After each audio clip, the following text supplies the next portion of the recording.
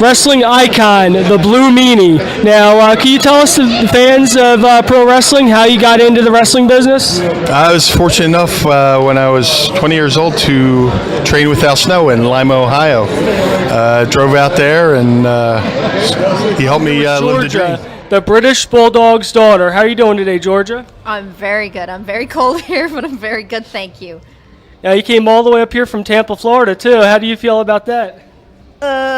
Temperature shocked. I think my blood's gotten, or my skin's gotten thinner or something. But yeah, I'm definitely not used to this cold weather. But I'm really liking here in Philadelphia, and I'm at the original ECW arena, which is super cool. And I'm seeing my brother Harry Smith and my cousin Teddy Hart and Brian Pillman Jr. wrestle tonight, which I'm really looking forward to. So all around excited. Okay, now can you tell me, what was it like growing up with the British Bulldog anyways? It was pretty cool. I had a really awesome childhood. Yeah, lots of trips to wrestling shows. Kids didn't believe that my dad was the British Bulldog until he would pull up in the car and pick me up, and they'd be like, "Oh my God, that's your dad!" But as well, I didn't really get to see my dad that much. So there was some really good highs and some lows with it. But overall, I couldn't have picked. Yo, this is the Fence Man here with this week's Top Rope TV Fence Man exclusive. I'm here with Molly Holly. Hi, thanks for having me. Okay, now Molly, this is an awesome seminar, by the way, and thank you for coming up here, and thanks to Joey Bellini with Warriors of Wrestling for having her. Now, first off, what was it like working for WCW and the Team Madness angle with Macho Man and Medusa?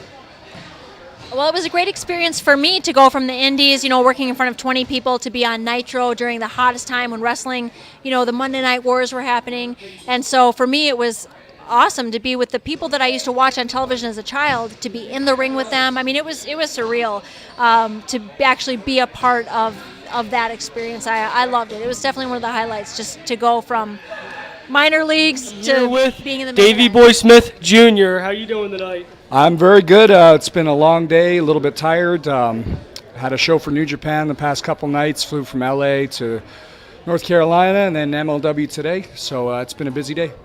Awesome, man. Now, what are some of the highlights of your career that you got? Well, I had one tonight. Just won the MLW Tag Team Championship along with Teddy Hart, the New Hart Foundation. It's been a really, really awesome experience being with MLW so far. And Teddy and I, we're signed now to MLW exclusively, so you're going to see a lot more of the New Hart Foundation. Very good. Yo, this is the Fence Man here with the Fence Man exclusive. I'm here with David Arquette. What's up, David? I'm good. How are you, Fence Man? Doing pretty good, man. Now, how was your match tonight? It was good. Bully Ray came up at the end, though, jacked my back up, put me through a table, so it was going good. But the Sandman came in, and I shared a beer with him, and my partner RJ City turned on me as usual. I heard media in Tampa, Florida. I work at 933 FLZ, so I do a lot of media work. I do social media, special events. I do midday programming, and I do on-air talent work. So I do that, but I love to do on-screen interviews and be on screen ultimately. So MLW invited me, and Be in Sport invited me here tonight to do some on-camera things. So I jumped at that opportunity to do that, and it's been really cool so far. Awesome. Now, is there anything else you'd like to talk about at all? Like any experience you had growing up? I know you're close to Brian Pillman Jr. And do you know Brian Pillman Sr. at all too? Or? Yeah, I did. I met Brian Pillman Sr. The last time I saw Brian Pillman Sr. was after the In Your House show in 1997. Do you remember the Calgary when? Yeah, I remember that one. You just remember? Yeah, you might remember that. Yeah, I remember that. So the last time I saw Brian Pillman Sr. was we went to my grandpa's house, the Hart House, after the show, and he was holding a cat. Coincidentally, Ted's got a cat here tonight, so it's like full circle. But yeah, he was holding one of my grandpa's cats, and that was the last time I saw Brian Pillman, was at my grandpa's kitchen. And I just met Brian Pillman Jr. today. Actually, we were on the same flight from Atlanta. I had a stop over in Atlanta, so we met. And it's just like we've always known your each other. angle in WWE with Spike Dudley has been one of the biggest highlights of your career. What made that so? Well, to be a part of a storyline that fans can connect with, or to look forward to like what's going to happen next, that makes the job so worth it, because it's one thing to have a match where you're responsible for entertaining the fans with that, but when there's a story attached to it, you can draw so much more emotion out of the fans and out of yourself to really put on a good show, and so that's why I love that time with Spike. Okay. Do you have any memorable matches at all, or any memories or inspirations of anybody else that you grew up watching in the wrestling business? I mean, working every night with the FBI and ECW was a dream come true, because it was a learning experience with Tracy Smothers, who's like an unsung hero in ECW. But yeah, working with the FBI every night was amazing. Okay. Now, probably being back here in the ECW arena probably brings back some amazing memories too. Now, like, is there anybody that you want to shoot on, or anything at all in wrestling today, like you want to shoot about?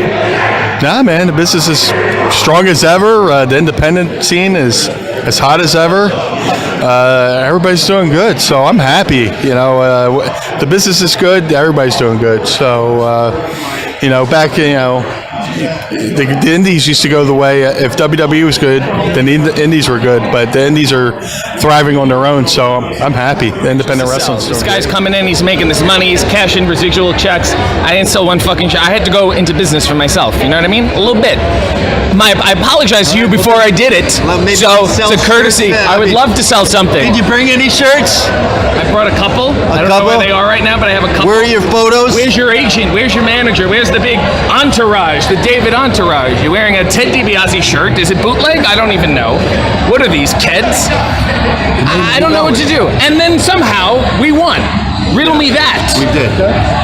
When the WWF became WWE, you underwent a huge transformation, not just gimmick, but look as well. What was it brought on by changes in WWE that you began to think it was time for something different? Well, they just needed a heel, and so they just told me to be a heel, and then they didn't really know what kind. And Ivory was super popular with the right to censor, so I was just kind of like a knockoff version of the Ivory's right to censor type of gimmick as a heel, and it worked for me. It was okay. I mean, I didn't really enjoy being a heel, but the transformation was just because Jazz had hurt her knee, and they needed a heel, and so they just asked me if I would do it, and I did. Abdullah the Butcher, how are you doing today, Abdullah? Very good, sir. It's a pleasure to have you on the show, and it's a pleasure to have someone from the WWE Hall of Fame. Could you tell the wrestling fans? Wait a minute. You have a lot of good wrestlers here. You got a lot of top wrestlers, top guys, big guys. Okay. In the wrestling business, it's got to be like a carnival or a circus. Mm-hmm. You can't have the same guys with muscles and stuff. You understand? Okay. And if you ask Bobby Fulton, he will tell you, Stan Hansen, okay, they got some good big guys here working. Okay. And they're professionals. Mm-hmm. You could take all these guys here to Tokyo, San Juan, Puerto Rico, all over Australia and everything, and they could draw a lot of money. Okay. Yep. Right, now, how'd you get your start in the wrestling business anyways? How did I get my start? I was teaching a karate for Bert Ruby, and Jack Britton was the main one who got me into the business. Okay. Him and Gino Brito. Mm-hmm. Yep. All right. Now, do you have any inspirations that got you into the business at all? Well, I knew this guy, I don't want to say it, but Bobby Fulton, we've been friends for many, many, many years. And I used to look at him wrestle and stuff like that, and I liked the way he wrestled. He had a partner and stuff like that. He's been to Japan with me many times. And do you have any memories backstage at all? Yeah, I remember I used to play backstage with all the guys. Bam Bam Bigelow, he taught me how to use a yo-yo, which I can sort of do now. I was always good friends with the Nasty Boys, still am. Okay. Of course, my uncle Brett and Owen, Bart Gunn, Steve Blackman, they were good friends of my father's too. And I got to know them. It was an honor to be a WCW champion, and I'm in the record books. RJ, people like RJ are always very jealous, but you can't turn back the clocks of time and the clock of time? I don't know. Sands of time. Yeah. He's a very eloquent partner. It's so funny. He's the actor, yet I'm the one cutting the promos, too. I'm really propping it up in all corners here. Get the fork. It's in your jacket. Get your fork. Stab him. Get your fork.